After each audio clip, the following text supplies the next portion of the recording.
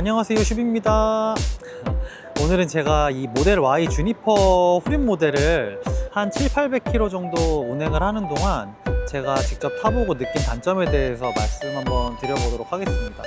제가 뭐 차량 전문가는 아니지만 그래도 테슬라를 경험해보지 못한 일반인 기준으로 말씀드리는 거니까 혹시 요 리뷰 보시고 불편하신 분들이 계시더라도 그냥 너그럽게 봐주시면 감사할 것 같고요. 첫 번째 단점부터 한번 가볼게요. 가장 첫 번째로 느끼는 단점은 이 저희가 흔히 도어 캐치, 도어 레치라고 부르는 요 문 손잡이인데요. 이게 제가 아무리 좋게 생각해도 진짜 이해가 안 되거든요. 차 문을 열고 요거를 열라 그러면 오른손으로는 이게 그래도 이렇게 좀 잡히는 편이에요. 근데 이거를 왼손으로 열라 그러면 약간 동작이 이상해집니다. 근데 사람이 보통 늘상 오른쪽으로만 열 수도 사실은 없고, 그리고 오른쪽으로 연다고 해도 이게 사실 좀 자연스러운 모션이 나오지는 않거든요. 그래서 요거를 팝업식으로 만들었으면 어떨까 하는데, 일단은 팝업 형태로 되어 있지는 않고요. 저렇게 제가 직접 손으로 열어야 되는 형태여서 이건 좀 불편하더라고요. 제가 결혼을 안 해서 애가 없다 보니까 여기 뒷좌석 같은 경우에는 이런 식으로 제가 필요한 짐 같은 거를 넣어놓고 쓰는 경우들이 많아요. 그런데 문 열리는 게 보통은 한 3단계 정도로 구성이 되어 있거든요. 대부분의 차량들이. 여기 보시면 앞문 같은 경우에 이렇게 첫 번째는 요만큼 열리고요. 그 다음 두 번째는 요만큼 열리고, 그다음 세 번째는 이렇게 완전 개폐, 이렇게 진행되는 게 대부분 제조사들이 문이 열리는 방식인데요. 뒷문 같은 경우에는 지금 어떻게 되어 있는지 보여드릴게요. 뒷문은 이렇게 해서 1단으로 열면 여기까지는 잘 열려요. 물론 이 상태에서도 충분히 짐을 꺼낼 수 있지만 제 몸이 이렇게 문 쪽에 닿아 있는 형태로 짐을 꺼내게 되고요. 그래서 사실은 옆에 차량이 주차되어 있더라도 공간이 좀 있거나 하면 이거를 2단으로 이렇게 열고 싶은데 뒷문에 2단이란 개념이 없어요. 그래서 이렇게 하게 되면 이렇게 문이 이렇게 자꾸 닫히거든요. 다시 보여드릴게요. 이렇게 하게 되면 꽤 많이 열었는데 이렇게 닫혀요. 그러니까 두 번째 이게 스톱되는 스토퍼가 없어요. 여기서 더 열게 되면 이게 3단인데 3단까지는 열려요. 근데 이게 2단으로 가게 되면 그냥 이렇게 돼버립니다. 그래서 문을 이렇게 좀 열고 짐을 꺼내려고 하다 보면 이렇게 와서 얘가 제 엉덩이를 자꾸 쳐요. 이렇게 강제로 뭐 엉덩이 마사지를 뭐 받고 있는데 이게 장점인가? 근데 모르겠습니다. 뭐 일단 단점인 것 같아요. 이거는 왜 이렇게 해놨을까? 그리고 두 번째 단점은 요 트렁크 마감 문제인데요. 트렁크를 이렇게 열면 트렁크는 공간은 그래도 넓게 잘 빠져 있어요. 특히 어떤 부분이 인상적이냐면 여기 아랫부분 같은 경우에 공간이 꽤 넓어요. 그래서 러기지 스크린 같은 경우도 원래 달려 있었는데 제가 걸그럭거리는 게 마음에 안 들어서 여기다 접어서 넣어놨거든요. 접어서 넣어놨는데도 충분히 공간들이 더 있어서 뭐 이것저것 더 수납을 할 수 있는데 이런 문제가 발생해요. 여기 옆에가 이쪽도 그렇고 이게 1리터짜리 페트병인데 이런 사이즈의 짐들은 왔다 갔다 하다가 그냥 이런 데로 쑥 들어가 버려요. 그래서 이런 거 마감 처리를 왜 이렇게 했는지 모르겠는데 이런 마감 처리는 좀 많이 아쉬운 부분인 것 같습니다. 여기 이렇게 파여 있는 게 뭐 개인적으로는 단점인 것 같아요. 이게 막혀 있는 게 더 사용하기 깔끔할 것 같은데 또 이렇게 들어가 있는 거 보니까 쓸만한 것 같기도 하고, 이렇게 놓고 쓰면 여기다 물을 이렇게 따다닥 놓고 쓰면은 괜찮은 것 같기도 하고, 장점인가? 그리고 세 번째 단점은 여기 1열 관련 단점인데요. C타입 포트가 없더라고요. 제가 찾아보니까. 근데 C타입 포트가 있긴 있는데 어디에 있냐면 여기 보시면은 저희가 이거 센터 콘솔 박스라고 보통 많이 부르죠. 여기 안쪽에 여기 부분에 C타입 포트가 하나 있고요. 그리고 1열에는 C타입 포트랄 게 마땅히 없어요. 여기 안쪽에 보시면 여기 안에는 지금 시거잭이 마련돼 있어서 제가 시거잭 충전기를 여기다 꼽아 놨는데, 이거 시거잭 충전기를 굳이 여기다가 꼽게 안 하고 C타입 포트를 하나씩 이렇게 만들어 줬으면 충분히 사용하기 괜찮았을 것 같은데 이게 C타입 꼽을 데가 없어 가지고 저는 이렇게 시거잭으로 사용을 하고 있고요. 제가 이번에 신사용님이 하신 상사용 가서 이거 모터라인 케이블을 사온 거거든요. 여기 보시면은 케이블을 꼽잖아요. 그러면 이게 이렇게 안 닫혀요. 이게. 그럼 이제 제가 이렇게 안 쓰고 쓸 수 있는 유일한 방법이 뭐가 있냐면 여기 뒷자리에 보시면 여기 C타입 포트가 두 개 있거든요. 여기 포트에다가 C타입 케이블을 연결해서 앞쪽으로 당겨와서 써야 되는 건데 저는 이렇게 해놓은 이유를 일단 잘 모르겠고, 앞에 C타입 포트 있었으면 좋을 것 같은데 좀 많이 아쉬운 부분이네요. 그리고 이 C타입도 제가 써보니까 속도가 좀 느리더라고요. 그래서 충전을 해보면 지금 고속 충전이라고 뜨죠. 와트수가 조금 낮은 것 같아요. 제가 쓰고 있는 요 시거잭 PD 충전기 같은 경우가 30W까지 출력을 내줄 수 있는 거거든요. 근데 이거 같은 경우에는 초고속 충전이 지원을 해요. 그래서 조금 그런 부분은 아쉽습니다. 개인적으로 이건 단점이라고 생각을 하는 부분이에요. 그리고 이 네 번째 단점은 이 글라스 루프거든요. 제가 타고 있는 5N에도 이 글라스 루프가 있는데, 이게 있는 거랑 없는 거랑 좀 개방감이 좀 많이 차이가 나죠. 글라스 루프 커버가 없더라고요. 닫을 수 있는 방법이 없어가지고 이게 한여름에는 너무 더울 것 같아요. 제가 타고 있는 5N도 한여름에는 너무 더워서 글라스 루프 커버를 닫고 사용을 하거든요. 근데 이 친구는 뭐 닫을 수 있는 방법 자체가 없으니까 한여름철에 너무 더울 것 같고, 이거를 달아주지 않은 것도 사실 이유를 잘 모르겠어요. 그래서 이것도 개인적으로는 단점이라고 생각을 합니다. 그리고 다섯 번째 단점은 내장재가 좀 단점인데, 이런 내장재 이런 부분 보면 주립이 좀 체결이 잘 안 돼 있어서 탁탁탁탁 하는 소리가 좀 나는 편이고요. 대신에 이런 부분도 좀 잡소리, 체결이 좀 이렇게 매끄럽지가 않아요. 전체적으로 크게 거스르는 정도는 아닌데, 그래도 이게 전기차가 워낙에 조용하다 보니까 이런 잡소리들이 조금 더 크게 느껴집니다. 그리고 테슬라 같은 경우에 제가 써보니까 이 통풍 시트 소음이 좀 있는데요, 성능은 나쁘지 않아요. 현대 거에 비해서 시원하진 않지만 그래도 성능 자체는 나쁘지 않습니다. 적당히 시원하게 쓸 수 있는 통풍 시트인데, 얘가 좀 빨아들이는 타입이다 보니까 소리가 조금 크게 나요. 가뜩이나 전기차가 조용하고, 테슬라 모델 Y 주니퍼 같은 경우에 이런 NVH 관련해서 엄청나게 개선이 많이 된 상품이다 보니까 이런 작은 소음들이 더 크게 느껴지는 것 같아요. 저는 이 부분은 단점이라고 꼽겠습니다. 그리고 여섯 번째는 시트 관련인데요. 이 시트가 제가 앉아보니까 좀 묘한 매력이 있더라고요. 이 시트가 이렇게 만져보면 인조 가죽으로 돼 있는데 좀 탄탄한 재질이에요. 그래서 재질 자체는 사실 인조 가죽 치고는 그렇게 나쁜 편은 아닌 것 같고요. 이게 실제로 이렇게 앉아보면, 그냥 이렇게 앉아보면 시트가 되게 좀 탄탄한 느낌이 들어요. 그래서 되게 좀 인조 가죽이지만 적당히 고급스러운 기분도 들고 그러는데, 주행했을 때가 좀 문제더라고요.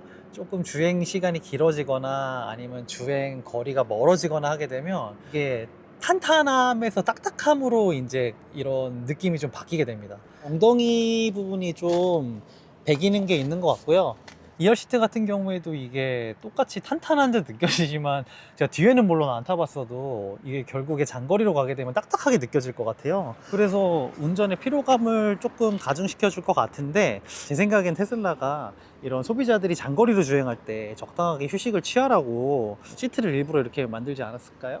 그래도 불편하니까 이것도 좀 저는 단점이라고 생각합니다. 그리고 일곱 번째는 여기 휠의 조작감이 조금 썩 좋지가 않은데요. 어떤 부분이 좋지가 않냐면, 이제 차를 처음 구매를 하시는 분도 그렇고, 저처럼 뭐 한 일주일 정도 타시는 분들도 그렇고, 본인한테 맞게 차를 설정을 해야 될 거잖아요. 사이드 미러의 이제 기울기를 스크롤 휠을 사용해서 사이드 미러를 조정을 할 수 있게 돼 있어요. 근데 이게 위아래는 되게 편하게 잘 되게 돼 있거든요. 그냥 마우스 휠 같아 가지고. 근데 이게 왼쪽 오른쪽이 좀 불편해요. 왼쪽 오른쪽 누르는 게 보통은 엄지로 하게 되니까 좀 불편하고, 하다 보면 지금 제가 오른쪽으로 눌렀는데 가운데 버튼이 눌렸어요. 이런 식으로 버튼식으로 누르게 되면 왼쪽 오른쪽이 이렇게 바뀌게 되거든요. 근데 제가 이거를 오른쪽으로 밀고 싶은데 이렇게 자꾸 바뀌어요. 다시 똑바로 해놓고 다시 오른쪽으로 밀고 싶은데 이렇게 바뀝니다. 뭐 제 손가락이 두꺼워서 그런지 제가 조작을 잘 못하는 건지 모르겠는데, 이게 맘처럼은 잘 작동이 안 되더라고요. 물론 어떻게 해가지고 한번 저장해 놓으면 보통은 바꿀 일이 없는 설정이니까 크게 불편하지는 않게 느껴지실 수 있는데, 문제는 요거를 제가 작동할 때 사실 되게 편리하다는 생각은 안 들었었어요. 그래 저 근데 이제 좀 무서운 게, 혹시 테슬라 오너분들이 이거 보시고 서운한 분들이 좀 있으실 수도 있을 것 같아서 조금은 조심스러운데 뭐 너무 나쁘게만 생각하지 말아주세요.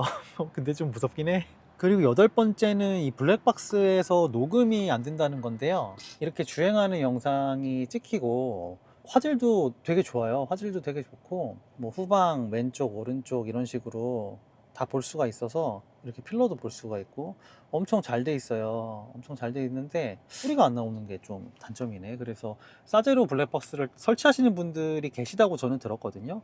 그런데 이거 소리 녹음만 되게 해줬으면 블랙박스 설치할 일도 없고, 그리고 제가 듣기로는 테슬라 본사 측에서 하는 얘기가 뭐 개인정보 때문에 뭐 소리 녹음이 안 된다고 했다는 걸 제가 어디서 주워 들은 게 있는데, 근데 개인정보 때문에 소리 녹음 안 할 것 같으면 여기 실내 감시 카메라는 없어야 되는 거 아닌가 싶거든요. 여기 실내 감시 카메라는 떡하니 있고, 실내를 뭐 물론 저희의 이런 오토 스티어링 관련해서 감시한다고 하지만 이런 카메라도 실내에 있는데 굳이 요거 녹음 안 되게 설정해 놓은 이유를 사실 저는 개인적으로 이해하기가 좀 어려워요. 그래서 이 부분은 단점인 것 같고요. 요거는 추후에 이것도 OTA로 개선시켜 줄 수 있을 것 같긴 한데 현재는 안 되니까 그게 단점인 것 같습니다. 그리고 아홉 번째는 승차감인데요. 기존 모델에 비해서 승차감은 되게 좋아졌거든요. 특히 전륜 세팅이 탄탄한 느낌이 들어가지고 꽤나 승차감이 괜찮아졌는데, 문제는 속도가 좀 올라갔을 때 후륜이 너무 무는 느낌이 들어가지고 대체적으로 만족할 만한 승차감은 아닌 것 같아요. 특히 고속도로 램프 같은 곳에서 차가 이렇게 돌아 나가면서 이런 교각의 연결 부분을 밟게 되면 뒷바퀴가 조금 헐렁한 느낌이 들거든요. 근데 이게 탑승한 사람들한테까지 그 헐렁한 느낌이 다 전달이 돼가지고 뭔가 차량의 안정감이 대체적으로 떨어지는 느낌이 듭니다. 물론 뒷바퀴가 뭐 미끄러지거나 실제로 그러지는 않는데 그래도 심리적으로 좀 안정적이지 않다는 느낌이 좀 들어요. 이게 제가 생각했을 때는 한 10년쯤 전에 기아차 K7이 약간 이런 세팅이었거든요. K7이 그 차량이 휠베이스가 좀 긴 차량이었는데 그 차량 세팅이 약간 이렇게 후륜이 좀 헐거운 세팅이었어요. 그런데 지금은 이제 현대차 그룹도 승차감이 많이 개선이 돼서 지금은 더 전륜 후륜 세팅이 많이 좋아졌거든요. 그러니까 테슬라도 앞으로 시간이 조금 더 흐르면 이런 세팅하는 것들은 더 개선되지 않을까 생각이 됩니다. 그리고 열 번째는 스티어링인데요. 이게 설정에서 가볍게랑 무겁게 설정을 할 수가 있거든요. 조향력이 있어요. 여기서 가벼운 저항, 뭐 표준 무거운 저항 이렇게 있는데, 제가 가벼운 저항을 써봤을 때 가벼운 저항은 너무 가볍고요. 표준은 좀 너무 무거운 느낌이 들거든요. 그래서 가벼운 저항이랑 표준이 한 중간 정도가 있으면 딱 좋을 것 같다는 생각이 들었고요. 이거는 사람마다 느끼는 점이 다를 수 있는데 저는 대체적으로 무거운 핸들을 좀 선호하는 편이거든요. 그런데도 표준이 조금 무겁게 느껴졌어요. 특히 저속에서 뭐 이런 주차를 하는 상황이거나 이럴 때 조금 무거운 느낌이 들어가지고 그 부분은 조금 아쉬웠습니다. 그리고 11번째는 와이퍼 센서가 이상하다는 건데요. 이 와이퍼 센서가 오늘 되게 날씨가 되게 맑잖아요. 제가 한 일주일 정도 차를 탔거든요. 근데 타는 내내 와이퍼가 자기 마음대로 막 작동을 할 때가 있어요. 근데 어떤 조건에서 그러는 건지는 제가 잘 모르겠는데 그냥 자기 혼자 막 닦아. 한 2번 정도, 3번 정도. 그래가지고 이거는 센서가 조금 문제가 있는 것 같은데 이런 부분들은 사소하지만 단점으로 좀 작용하는 것 같습니다. 그리고 12번째는 오토 스티어링인데요. 솔직히 말씀드려서 오토 스티어링 이거의 성능은 저 솔직히 좀 써보고 놀랐어요. 이게 현대 HDA2만 제가 사용하다가 이거 테슬라 오토 스티어링을 써봤는데 현대랑 비교했을 때 솔직히 한 2단계는 더 진보되어 있는 기술인 것 같거든요. 현대가 아직은 이 기술을 아예 그냥 범접하기 어려울 정도로 테슬라가 훨씬 더 잘하는 모습을 많이 보여줬고요. 근데 오늘은 단점 시간이니까 이 친구의 단점을 말씀드리겠습니다. 이 친구 단점은 자꾸 저를 통제하려고 하거든요. 작동하는 법은 되게 쉬워요. 이렇게 여기 스티어링 휠 우측에 있는 버튼을 누르게 되면 이렇게 오토 스티어가 작동을 하고요. 오토 스티어가 작동을 하게 되면 이렇게 얘가 차로를 이렇게 따라갑니다. 따라가는데 자꾸 저한테 이거 핸들, 여기 이렇게 핸들 잡아라, 앞에 봐라, 이렇게 요구를 해요. 스티어링 휠을 지금 가볍게 움직여 보라고 하는데, 보세요. 이게 스티어링 휠을 이렇게 움직여도 얘가 이거 인정을 안 해줘요. 조금 더 강하게,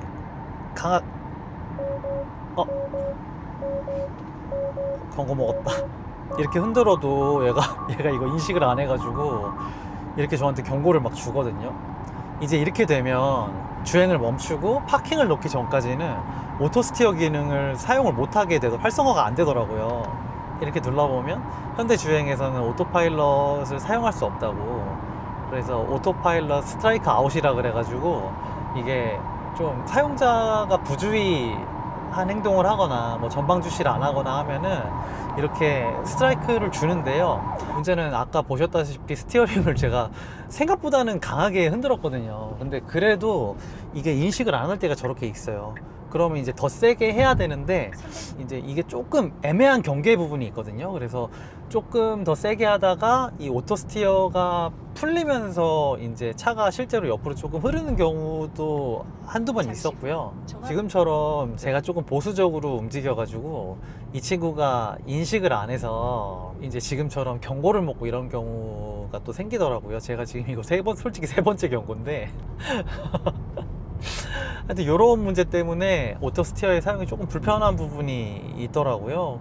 근데 모르겠어요. 이게 제가 그냥 소비자 입장에서 말씀을 드리면, 물론 이렇게 경고를 주고 안전하게 운행하라는 메시지를 주고 그 다음에 하는 건 다 좋은데, 그래도 요거를 제조사가 강제로 못 쓰게 하는 거는 조금 아니지 않나 싶거든요.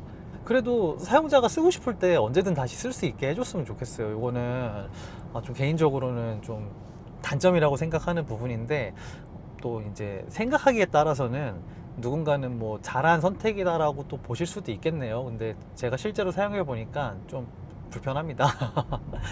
그리고 13번째는 음성인식인데요. 이게 제가 어떻게 쓰는지 잘 몰라가지고 그럴 수도 있는데, 제가 이거를 몇 번 써보니까 얘가 저랑 소통이 잘 안 되더라고요. 내비게이션 소리 켜줘. 소리 켜달라고. 운전석 통풍 시트 켜줘. 운전자 열선 최고 단계로 설정. 아니, 운전석 통풍 시트 켜줘. 운전자 열선 최고 단계로 설정. 그러니까 이렇게 얘가 말귀를 못 알아들어요. 근데 제가 이렇게 하는 게 좀 억까라고 생각하실 수도 있는데, 저는 충분히 전달을 잘했다고 생각을 하거든요. 근데 얘가 말귀를 잘 못 알아들어요. 생각하는 것보다. 다른 테슬라 오너분들한테 듣기로는 뭐 말을 되게 잘 알아듣는다고 제가 들었던 것 같은데, 내가 말을 잘 못하나? 애가 못 알아듣더라고요. 그래서 이거는 제 개인적으로는 좀 단점이라고 생각합니다. 아직 음성인식은 갈 길이 먼 것 같아요. 그리고 14번째는 테슬라 순정 내비가 좀 불편하게 느껴진다는 건데요. 이게 제가 알기로는 티맵 기반의 내비게이션으로 알고 있거든요. 근데 일단은 이 차량이 안드로이드 오토랑 그 다음에 애플 카플레이 지원을 안 하더라고요. 근데 단순하게 무선 지원만 안 하는 게 아니고 유선으로 연결하는 것도 아예 되지를 않아 가지고요. 그냥 테슬라 여기 기본으로 있는 내비게이션을 사용할 수밖에 없는 상황이거든요. 그런데 이 내비게이션이 생각보다 좀 정보를 알려주는 게 조금 제한적이에요. 일단 한국 도로 사정에서 가장 중요하다고 저는 생각하는 게 그 단속 카메라 정보가 저는 되게 중요하다고 생각을 하는데, 단속 카메라 정보를 일단 알려주질 않아요. 그래서 그런지 요 테슬라 오너분들이 뭐 이 부분 어딘가에다가 이렇게 거치대를 활용하셔서 이렇게 스마트폰 놓고 사용하시더라고요. 이런 식으로 아마 내비게이션용으로 쓰시는 것 같은데, 이거는 그냥 뭐 안드로이드 오토나 카플레이 연결만 되게 설정해줘도 쉽게 해결될 문제라고 전 생각을 하거든요. 근데 이런 거를 이제 좀 고집스럽게 안 해주는 게 개인적으로는 단점이라고 생각을 하고요. 그리고 또 이제 이 순정 내비 같은 경우에 저는 다른 것도 불만인데 이 부분이 조금 불만이에요. 제가 지금 이렇게 동네에 골목길에 와 있거든요. 이런 그냥 동네 상가들이 있는 이렇게 골목길이에요. 그럼 내비게이션에서 보면 이렇게 좀 지도가 큰 길보다는 좀 작은 길들이 갈래갈래 퍼져 있잖아요. 그런데 이 길들이 티맵이라든지 다른 타 내비 같은 경우에는 이렇게 차량을 운행을 하면 속도에 감응해서 확대를 해주고 줄여주고 하거든요. 근데 얘는 지금 그냥 이 사이즈 그대로 보여줘요. 그래서 이게 실제로 주행을 하더라도 좀 저속으로 주행하게 되면 지도를 조금 키워서 보여주고, 그 다음에 좀 차량 속도가 빠르다 싶으면 지도를 넓게 보여주고 하는 속도 감응식 지도를 보여주면 참 좋을 것 같은데 그렇게 제공을 안 해주더라고요, 지도를. 그래서 골목길 들어갔을 때 조금 전체적인 그 골목길의 지도를 보는 게 많이 불편하더라고요. 그래서 이런 점들도 저는 개인적으로 단점이라고 생각을 합니다.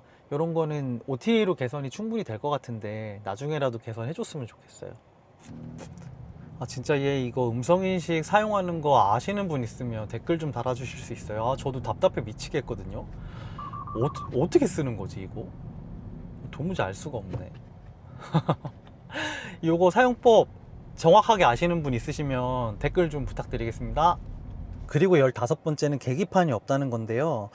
저희가 일반적으로 계기판을 쓸 일이 뭐 주행 중에 속도를 볼 때나 사용하잖아요. 그런데 도로에서 뭐 단속 카메라 때문에 속도를 좀 줄여야 되거나 할 때 계기판이 없으니까 시선이 여기 내비게이션 이쪽으로 떨어져야 속도를 좀 확인할 수 있거든요. 물론 눈만 갈 수도 있지만 제가 아직 익숙하지 않아서 그런지 눈만 가는 게 쉽지 않고 실제로 시선이 저쪽으로 떨어지니까 앞이 또 잘 안 보여요. 전방 시야가. 여기 HUD 같은 경우에는 뭐 이쪽 어딘가에 보이기 때문에 전방 시야가 많이 훼손되지 않는 형태로 저희가 정보를 볼 수가 있잖아요. 그리고 계기판 같은 경우에도 이 정도에서 볼 수 있기 때문에 저희가 사실 전방 시야가 많이 가려지는 시선 처리는 전 아니라고 생각을 하거든요. 그런데 이제 속도계가 이쪽에 있다 보니까 조금 전방 시야를 순간 놓치게 되는 상황이 발생을 하더라고요. 속도를 보는 것 때문에. 이거는 좀 저는 개인적으로 많이 불편했고요.